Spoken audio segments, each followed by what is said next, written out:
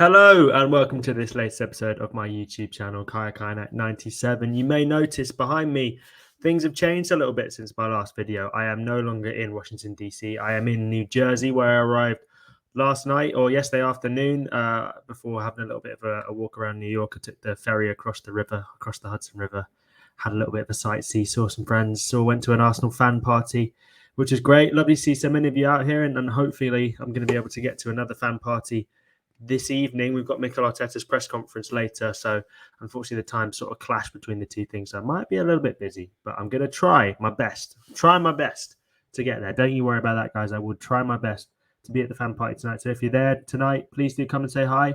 If you're not, say hi in the comment section. Please do keep liking and subscribing to these videos. I really appreciate everyone who is helping me along the way on this channel. We're doing so well. We're growing so fast. We're up to 3.33 thousand subscribers. That's easy for me to say. But as always, just want to start these videos by saying thank you so much to everyone who has got involved. And you can find me also on various other platforms. You can find me on Twitter at Kaya Kaynak 97, Facebook at Kaya Kaynak Journalist, and Instagram and Threads is both at Kaya Kaynak FL, as you can see rolling along the bottom of the screen there if you are not listening on a podcast format. So what are we doing here today? Well, I wanted to look back on the game from the other night. Arsenal 5, MLS All-Stars 0. It seemed pretty comprehensive, but Mikel Arteta wasn't happy with everything. And there was obviously a few interesting talking points when it comes to the players who made their first starts, got their first goals, returned from injury. Lots going on. A really good night, in my opinion, overall for Arsenal. But Arteta seemed to disagree on various different bits. And I guess my plan is to go through some of the talking points of the game. And that starts, I think, before the match even kicked off. So it was a very American affair. Even the pre-match food in the press box was American. It was hot dogs. It was pulled pork. It was, all the staples of American football scran, if you like, were there. And it was great. I really, really enjoyed it. I love coming to America for the press box food, if nothing else. Of course, being in DC and being in New York / New Jersey, you get to go some great places, and LA coming up later in the week. But the food is unbelievable, let me tell you. But you're not here to listen to me talk about that. You're here to listen to me talk about the man on the screen, who is Josh Kroenke. And after the pre-match fireworks, and we had the national anthem, and the fans went, "Oh," as you say, "Oh, say, can you see?" Which I hadn't really noticed before last year. Maybe that was just me not paying attention. But the pre-match fireworks, and you could see all the little light show behind him there.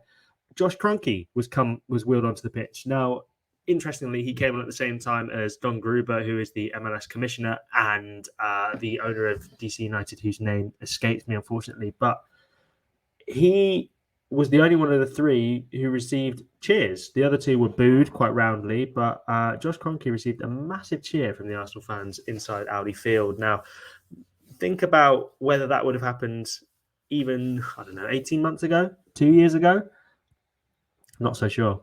I'm not so sure, because things have changed so dramatically for Arsenal since then. Obviously, on the pitch, things have got a lot better, but the Kroenkes have really made a point of being seen to be investing in the club and backing Mikel Arteta, backing Eddie, backing Richard Garlick, backing Vinay Venkatesham, backing all of them, all the Arsenal executives, to try and get these deals done. They were heavily involved in the Declan Rice deal, heavily involved in the Timber deal, heavily involved in the Kai Havertz deal, because ultimately they have final say and final sign-off on all these transfers. And it was interesting. There was a good piece in the Telegraph this week. I think it went out yesterday, so Thursday, which, because I'm recording this video on Friday.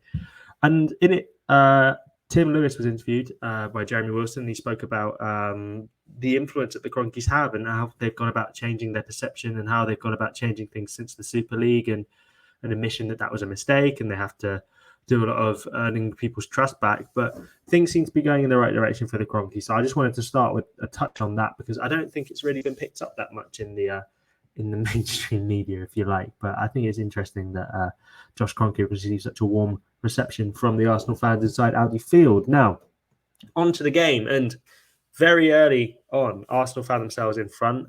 Gabriel Jesus goal. Bukayo Saka with the assist. I have to say, Saka looked like Arsenal's most attacking threat again. Most threatening attacking player, sorry.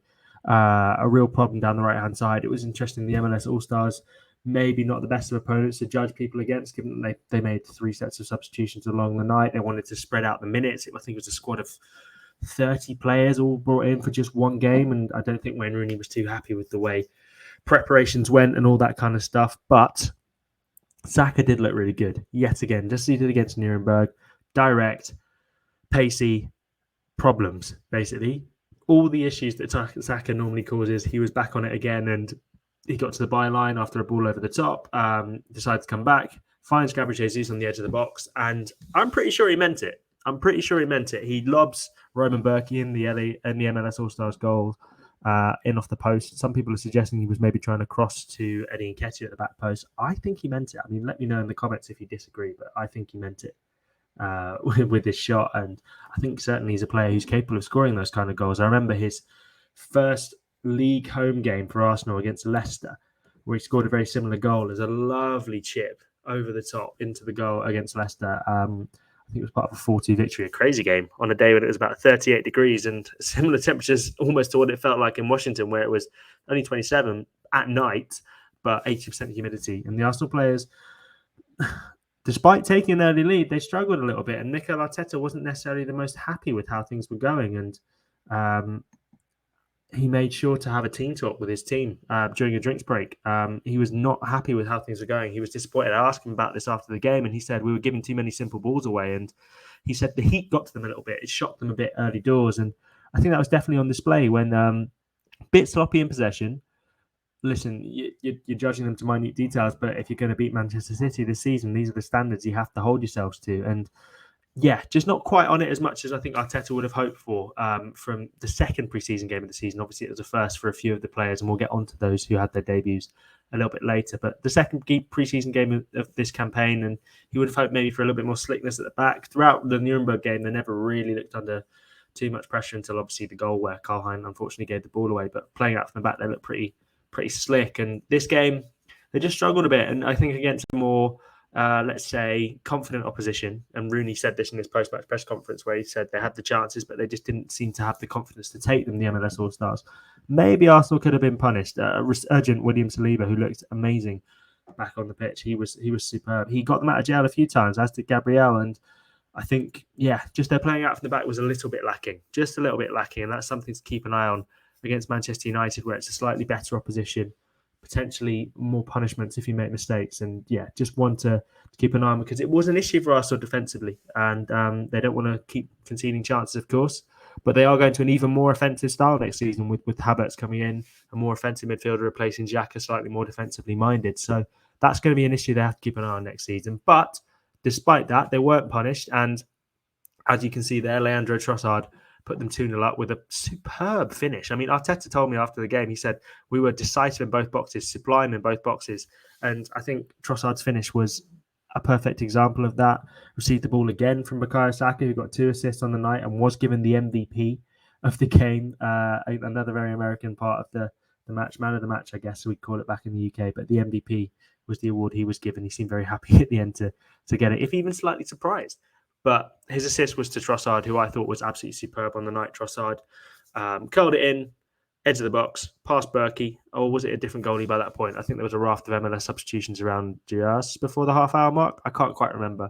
But it basically put Arsenal in control of the game. And any sort of hope that the All-Stars had at a potential comeback or maybe trying to do something a little bit different was gone. And from an Arsenal perspective, they weren't at their best in the first half, but they went in at half-time in control, and Trossard got an injury not too long after the second half began, but luckily he's probably going to be okay, Arteta said. It's interesting, he's come off with the injury problems the past couple of games now, Trossard, so I want to keep an eye on, I think, going forward. I'll see if maybe we can get a bit more on that later today when we speak to him in the press conference. But second half got underway, and within seconds, Arsenal found themselves 3-0 up when a penalty was given for a handball by the referee. I have to say I didn't see it initially, and there wasn't too many replays. Didn't have any monitors or anything to give us replays and show us what was going on inside the stadium. But listen, the referee was an interesting guy who Wayne Rooney wasn't a big fan of. He said he was trying to make the game about himself, and he was very animated referee, and he made sure to instantly, pretty much, it was almost the first ball Arsenal played forward, and the penalty was given for handball, and Jorginho stepped up. We all know his penalty record with Chelsea was superb. He does that hop and skip technique, as you can see there, and smashed it into the back of the net. 3-0 Arsenal. And if the game wasn't sure already it was done by that point. And I think they just snuffed out any chance of an MLS All-Star resurgence, any chance of hope that they had. And from that point on, it was a bit of a training exercise for Arsenal, and they were able to chill, really, which meant that they had the perfect platform to introduce a couple of their debutants. And of course, the first one was none other than Declan Rice. And we can see him coming on here to replace Fabio Vieira on the night. That happened around the hour mark. The cheers inside the stadium, my God, massive, probably bigger than the actual goals themselves. Even like when Rice was coming out at half time, he walked around the corner from the tunnel to go sit on the bench, and the cheers he got from the MLS, the Audi Field fans, the American fans, were absolutely raucous. Like, yeah, so loud. And he seemed genuinely touched by it. He sort of put his hand on his chest, like, thank you. He seemed sort of like he was really taking it in and realizing just how important a player he's going to be for Arsenal. His debut itself was a little understated, but that's fine. He's a defensive midfielder. I thought it was interesting that there were times in the game where he found himself right in between the centre-backs, almost in the build-up phase, looking really, really like he was playing the role Thomas Partey has played in previous seasons, a very deep-lying playmaker, if you like. Got forward. His passing was pretty decent. It was basically kept it simple, funneled it to the likes of Martin Odegaard and Kai Havertz ahead of him, who were able to do a bit more damage on the ball. And there was one occasion where he nearly looked like he was going to get an opening goal for Arsenal, which would have been a perfect end to the evening. I think he got a shot from the edge of the box that was sort of blocked as it was definitely going in by an MLS All-Star defender, which was a shame for him. But it's a good start for Declan Rice, and obviously all the chat around the game afterwards has been around his introduction. Looked very good, looked pretty solid, and an interesting hint as to how he's going to play for Arsenal this season. Obviously, there's a bit of versatility there, and he can play in multiple different positions, and he gives Arsenal different options, and they're less predictable. And Arteta said this was the idea with all of Arsenal's signings this summer, to make them a bit less predictable for their opposition teams. But Declan Rice has offered them something very new at the base of the midfield, and it was good to see him in that Arsenal shirt, even if the Arsenal shirt itself, the Arsenal kit itself is having seen it on the pitch, a lot of people say they liked it. It hasn't quite grown on me yet still. I think I might need a bit of convincing. Listen, if Declan Rice comes on and scores goals and plays in that kit, I don't think I'll have any issues with my memory of it.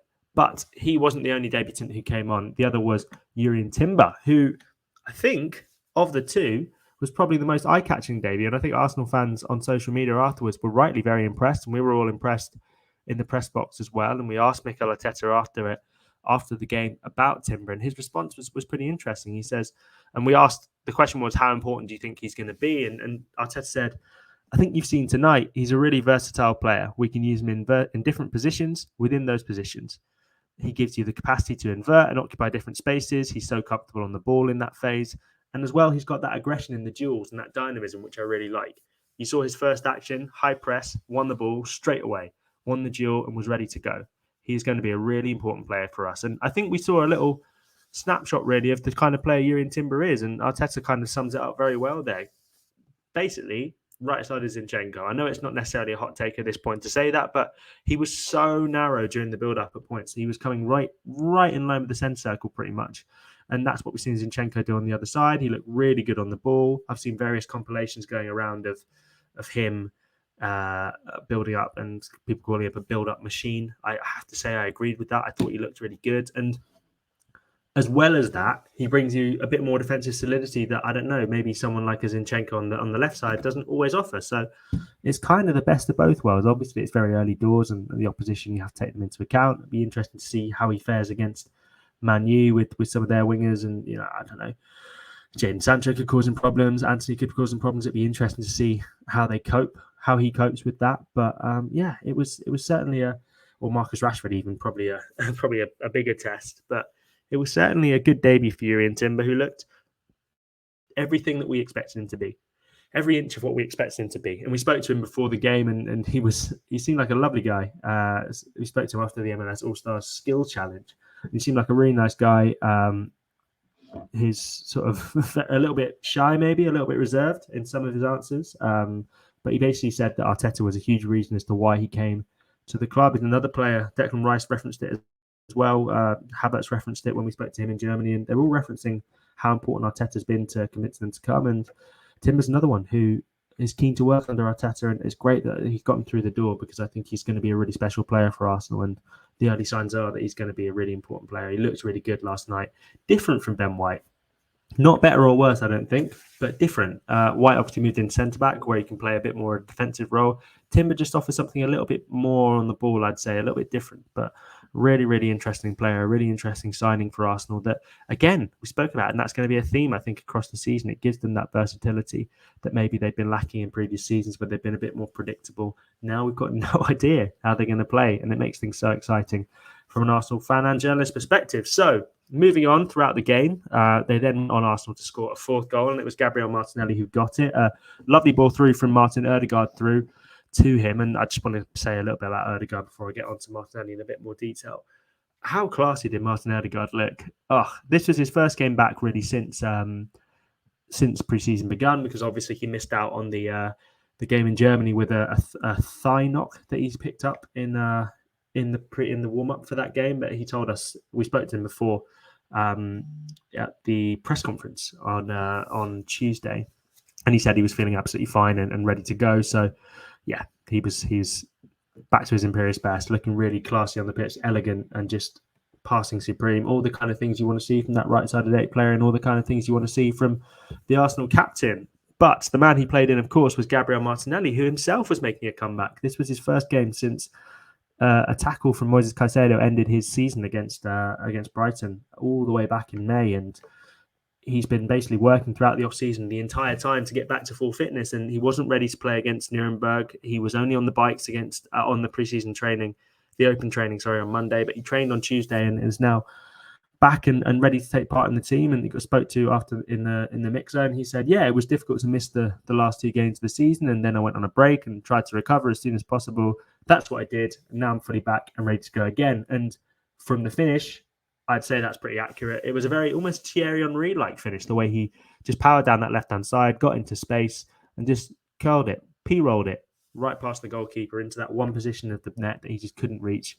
A really lovely finish from Gabriel Martinelli, and he was Arsenal's top scorer in the Premier League last season. He's going to be a really important player. Or maybe all comps, sorry. I think Ødegaard might have been the top scorer in the Premier League, but he's going to be an important player for Arsenal again, and he's got competition from Trossard, who looked good, competition from Saka, competition from Smith Rowe, competition from Jesus and Nketiah, all those kind of players, Balogun even.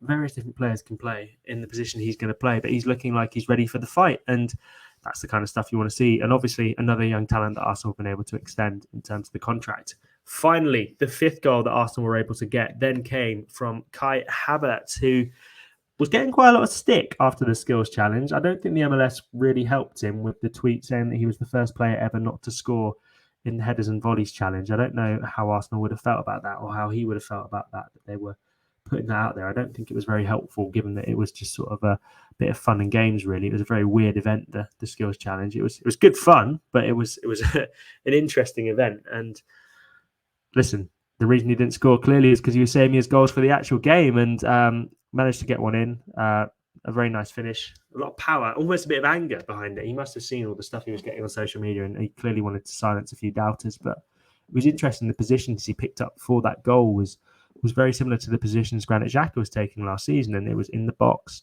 high, beyond the last defender to get on the end of Marquinhos' cross, and he smashed it home. And Arteta was asked about his versatility in the game, because Havertz was great off the ball as well, I thought. Really working hard, lots of hounding, even in the heat and even in the humidity, he was hounding those All-Stars defenders to make sure that they didn't get a moment's peace on the ball. And Arteta said, I think that's one of the main qualities he had, of course, his versatility.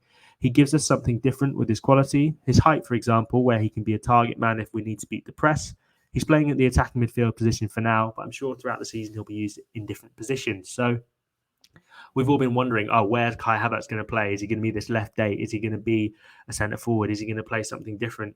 I guess we get our answer there from Arteta. And another theme I know throughout this video or podcast, if you're listening, is versatility. We don't quite know exactly what Arsenal plan to do, and Mikel Arteta wants it that way. He doesn't want us to know exactly what he's going to do week in, week out, because that makes him too easy to predict and too easy to prepare for. Now he's got himself a side where we don't know what Arsenal are going to do. We don't know how they're going to set up.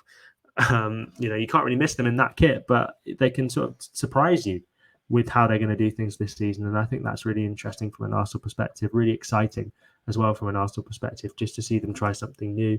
And obviously the Havertz one is probably the signing that most people are most on the fence about. I think people are pretty much fully sold on Rice and Timber, but a good indication last night of what's in store from Kai Havertz, 2 nights ago now, of what's in store from Kai Havertz. And I think he's going to be a really exciting player for Arsenal. Hopefully the first goal of many for the Gunners.